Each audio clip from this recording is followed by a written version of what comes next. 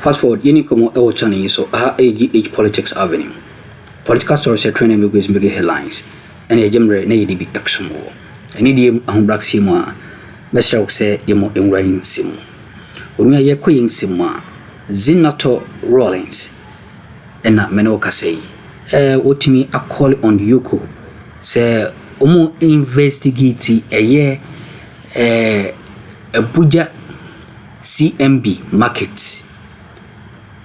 Nipa bomfo bi a sebi so se bi anyado omo hu ni se omo ye party fufu bi mu nipa epese omo kire se asase no eyo mudia na asemo no aba beto eye Zenator Rawlings enim because ono ene first am putem hoso wan transo odi akodan EOCO se omo nhwe asemnim nti wa ebebo woni de na se wakugina emra no kakum yejin kokwanu maamena ankasa transe a otunanu itu Mr. Xe emu wana so ye hwene yeko ani de ba age Politics Avenue. I was obliged to write a petition to the minister at the time based on this and to ask that the land there be secured, since we had been informed that the land belonged to the railways department. And so what I would like to do at this point is also submit a copy of the documentation that has been ongoing in terms of correspondence back and forth. The reality of it is the CMB Abuja enclave is one that holds a very key part of commerce in Greater Accra. Also, a very important part of our food chain in an urban center, because most of the food that comes in from the hinterland actually arrives at the Abuja CMB market.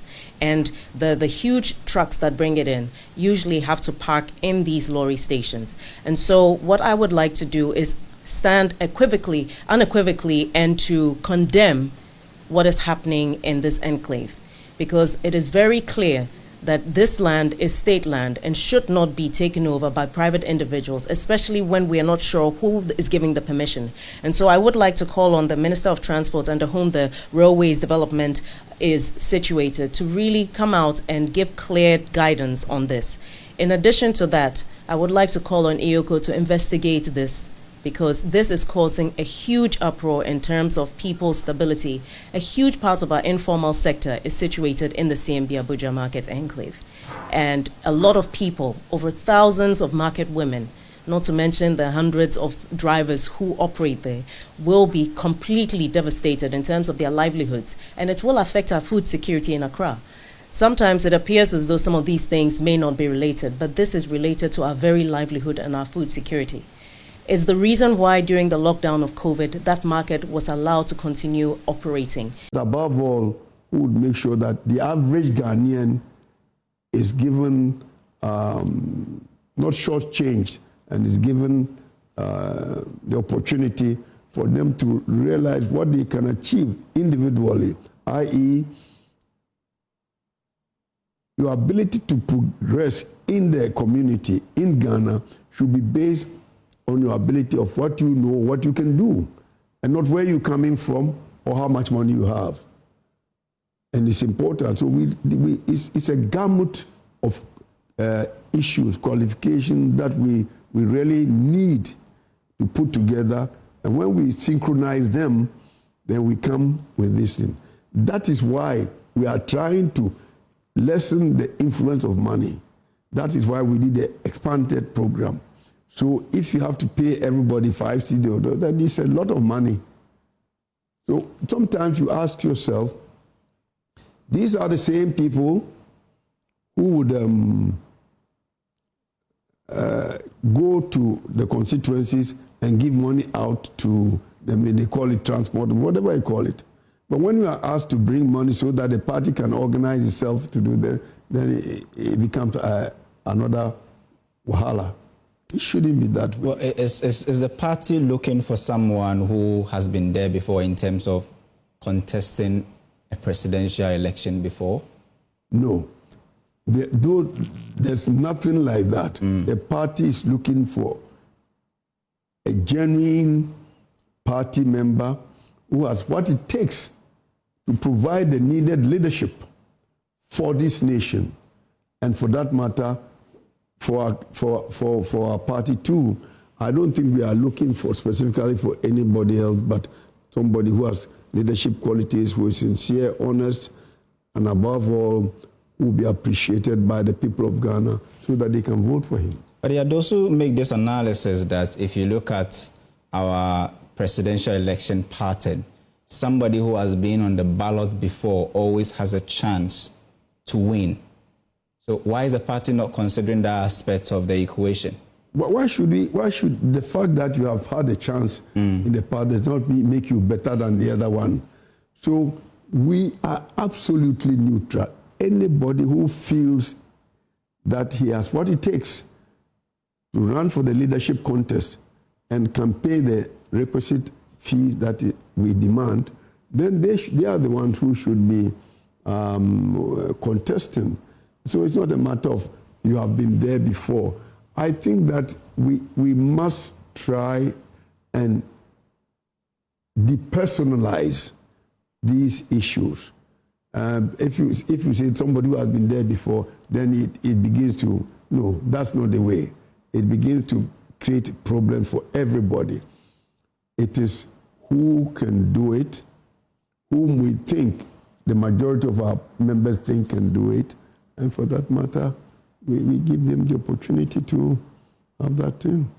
You said that you are scared that if you don't solve your internal matters well, the NPP might end up like the CPP. Why do you say so? Well, I said so not today, but some other time I said that. I told them. It was just last month. I told them, and I've said it, yes. If you do not come together, if you do not support each other, if you do not do what would be right for the Ghana people, eventually the party would disappear. Because CPP was there, nobody thought Nkrumah never dies and the CPP would never die. But because they were eating themselves from within and sometimes from without, CPP is not a party that you now you sort of think can win elections. So what we're saying and what I have said and a few other of our colleagues have said that let's work hard. Yes, we are falling. We didn't do too well. We didn't do well, not too well. We didn't do well in the last election, but going forward, let us do what will make the people of Ghana vote for us. You know, governance is not easy. I was reading an Imani report 2 days ago, and saying the popularity of the present government has dwindled. By 6 months has come down to about half. So it means the people are awake. They want to see who can do the work. And so it's important that we get people who can lead the work. But above all, not only this country, Africa must learn to have individuals who can run governments. It's not a family property, or so the people who can do it, let them do it. And above all, there should be clean politics. Corruption should be eliminated to the greatest degree. And I think that I knew Rwanda before, or even Tanzania where I worked. Somebody called me from Tanzania. He said, I went to Tanzania about 2 weeks ago and I didn't see one piece of paper on the street. Leadership is all this. I remember going to a meeting of foreign ministers in 2001 in Morocco. The big speeches, all the foreign ministers of Africa, big speeches. When it got to my turn, I said, Africa's problem is leadership. That's what I want to say. And if we get the right leadership, then it will trickle down and all of us will go forward. And leadership is what we have to. We have to begin to cultivate young people who have empathy, who have a desire to see this nation move forward. And not young people who want to come and the first thing they want to do, they want to buy a car or because they want to build a house, and before you know, things which should be going that way is going this way. So leadership is important. Honesty, lack of corruption, everything. This will speak for every country, and for this country is no exception. In less than 1 minute, you've mentioned the word corruption twice, right? And I think you have seen that movement for change petition to the OSP to investigate Dr. Bawumia for the source of funding for 300 brand new pickups he claimed to have bought for the NPP. Have you heard of that? Only this afternoon, really, that I got to know. But if people believe in you, I mean, if you cannot mobilize 300 people for everybody to give you one pickup, then you are not really the man or the person. So I think this is all witch hunting and something, a sort of thing that was done also for, again, the Chief Justice and all these other people. This is what I believe should not be pursued in this country at all. I didn't know that it was 300 pickups, but if it's 300, you know how many votes we got? In millions. And so if everybody buys one pickup for you, and there are some who can buy two.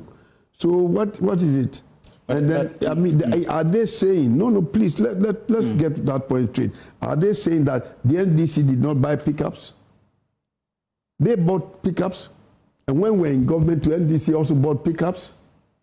And so if he had bought 300 pickups, so what? But you speak about people coming in to support you. Aren't you worried about the source of funding? Because many say that, well, if you have 300 people buying you brand new pickups, if you come to power, how do you please everybody? How do you make sure that everybody eats a portion of the cake? I believe that if you have a system whereby everybody is sincere, whereby the people, see, people always think that it's only the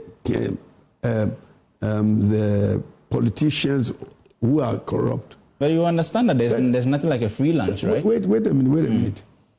The people who are the public servants are sometimes worse.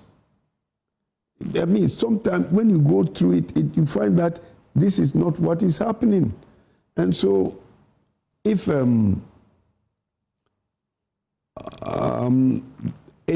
either of the two major parties has been supported by people, it does not necessarily mean that when you come, then you have to sort of give him back a payday.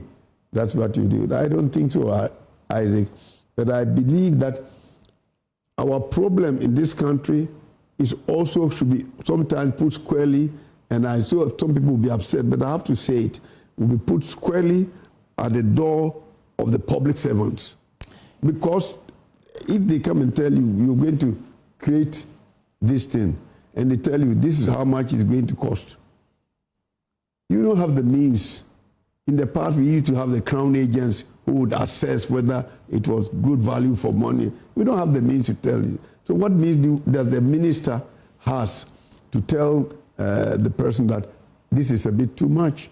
No, but because then that is done. And look, some time ago, most of the houses in the airport were owned by public servants. I can tell you, because I started working for government here before in 1965.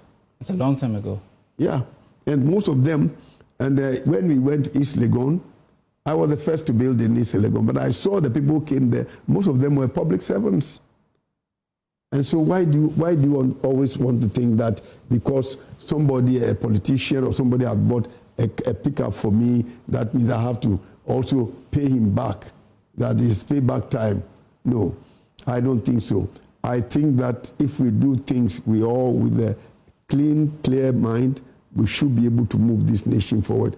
And the leadership that we are looking for is a leader who can put all these things aside and make sure that Ghana begins to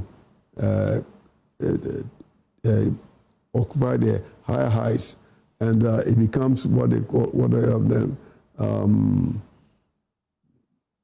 that this country doesn't stay where it is. We shouldn't be where we are now. I mean, you spoke about the removal of the Chief Justice. She's been fighting back. She says that the president has no constitutional right to use one means to remove her as the Chief Justice and also remove her as the Justice of the Supreme Court. But the president said that, well, we followed all the laid down procedures in terms of the constitutional provisions and procedures, but she's been fighting back. Do you think that maybe at this point she should let it go, or it's a good fight at the moment? Isaac, I'm not a lawyer. I used to be a farmer.